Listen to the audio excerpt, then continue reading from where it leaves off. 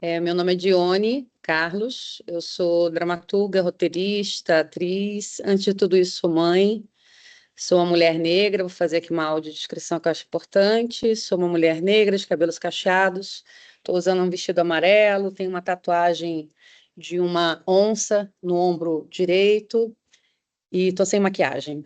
Estou aqui como vi o mundo. Primeiro, obrigada pelo convite, é muito bom poder participar. Desde o nosso primeiro contato, eu fiquei muito tocada por essa iniciativa desse trabalho de escuta com as pessoas na pandemia, né? Foi o momento que a gente se conheceu. Eu, naquele ano, estava dando aula na Escola Livre de Teatro de Santo André, e eu acho que foi nesse momento que eu também entendi a importância, de ouvir, mas também de ser ouvida. Acho que a gente vive um momento onde a escuta ela não acontece com qualidade. A gente está num momento onde as pessoas querem falar, né? Elas falam, e às vezes uma por cima das outras. E, e eu acho que o trabalho que eu desenvolvo, né, com vários coletivos, e o ofício da escrita, ele passa por escutar, por ouvir. Para mim, escrever é ouvir com atenção.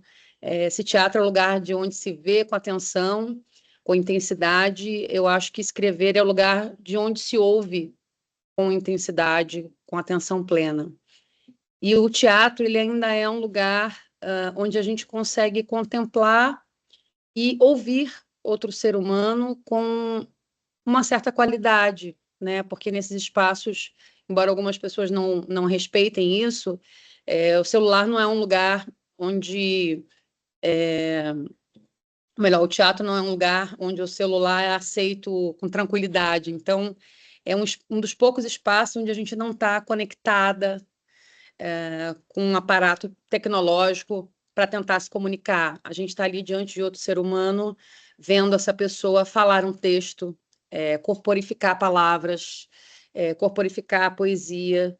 Então, nesse sentido, essa arte da escuta, ela é muito curativa. Eu venho pensando que, de fato, o que cria pessoas subalternizadas é a falta de escuta.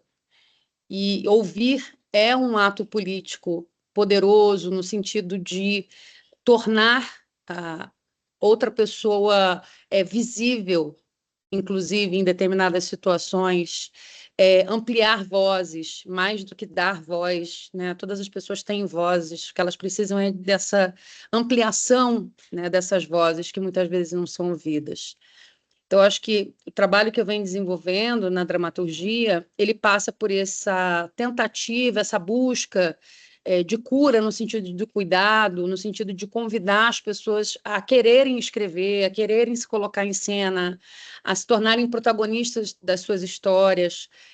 Nesse sentido, eu acho que é um intento bem ambicioso, assim, mas eu penso que passar pela vida sem se dedicar a algo assim não faz muito sentido. Assim, o nosso tempo aqui é muito curto, né? Se a gente for pensar na história da humanidade, do planeta, a gente está de passagem, né? E o que a gente faz é o que vai ficar. E quando eu falo de fazer, estou falando não só do que a gente cria dentro das artes ou em outras áreas, mas das relações que a gente constrói com as pessoas, da rede de afetos, né, das egrégoras com as quais a gente se alinha. E, nesse sentido, eu acho que a pandemia foi um divisor de águas. E acho que esse trabalho que vocês desenvolveram e desenvolvem, e oxalá desenvolverão, é muito essencial para a saúde mental, que era um dos temas, eu muitas vezes fui convidada para falar sobre isso, as pessoas ficaram mais atentas a essa questão. A gente é muito frágil, a gente é muito canal para as energias e para as ações e para as palavras que nos rodeiam. E a gente, eu acho que acaba esquecendo disso muitas vezes. E ser ouvida ou ouvir alguém com plena atenção pode significar, sim, muitas vezes encontrar um lugar de acolhimento, um refúgio para a gente ser frágil. A gente também vive num mundo bombardeado de muita informação e pouco conhecimento, e também de muitas palavras sendo ditas, mas poucos encontros. Então, você não tem comunicação, o que você tem são encontros superficiais de opiniões sem reflexão. E isso acho que vem gerando uma egrégora maléfica, no sentido da gente estar criando quase que fantasmas tecnológicos que nos assombram, né? De figuras que a gente cria que não existem, né? Que são escravizadas por essa tecnologia. Há uma resistência muito grande a sentimentos que eu considero muito importantes, a emoções que eu considero muito importantes, porque eu acredito que foram elas que me trouxeram, por exemplo, para esse ofício da escrita, né? Aí eu estou falando de tristeza, estou falando de melancolia, estou falando de fracasso também. A gente anda muito resistente à perda, né? Todo mundo quer ganhar, todo mundo quer vencer, todo mundo quer ser perfeito. E isso é muito adoecedor.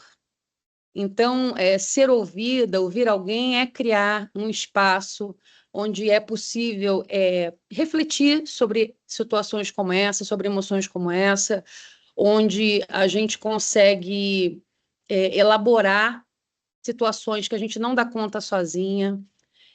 Para mim, os encontros que eu tive durante a pandemia, mas também antes também e depois, mas os encontros que eu tive que envolveram uma qualidade de escuta me trouxeram estímulo, me trouxeram o desejo de também ouvir outras pessoas, me trouxeram forças para seguir, forças para criar.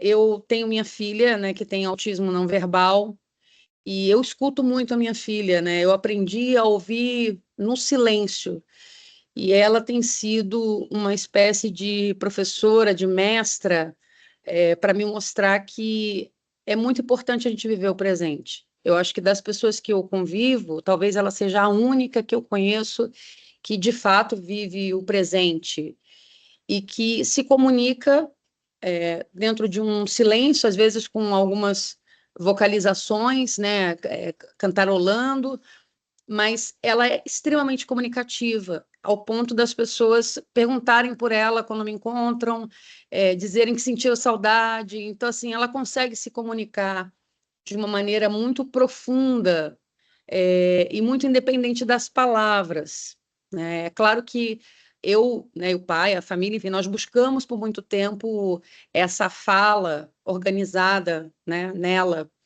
e não aconteceu.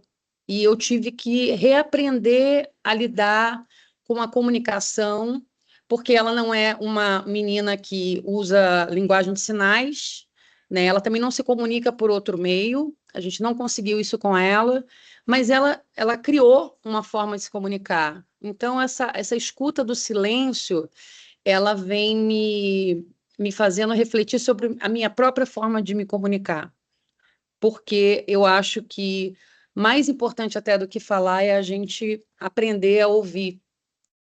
E nos últimos tempos, assim, com todas as mudanças, né, que eu venho implementando na minha própria vida, porque eu acho que a gente tem que realmente botar em prática o nosso discurso, ah, eu percebo que o simples, ele é muito sofisticado, né? Buscar a simplicidade, buscar a essência das relações, buscar criar, imaginar sentidos para o que a gente faz em todas as áreas.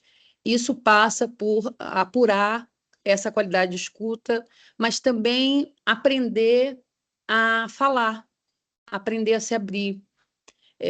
Uma das coisas que eu também venho refletindo é sobre a dificuldade de pedir ajuda. Assim, para mim é extremamente difícil pedir ajuda, né? De chegar para alguém e dizer, eu preciso que você, enfim, me auxilie em alguma coisa. E isso eu acho que está muito ligado a uma estrutura que faz com que mulheres como eu, e aí, claro, estou falando de mulheres negras, mulheres de origem mais humilde, se coloquem, né, num lugar de uma independência que nos custa muito, inclusive em termos de saúde mental, física.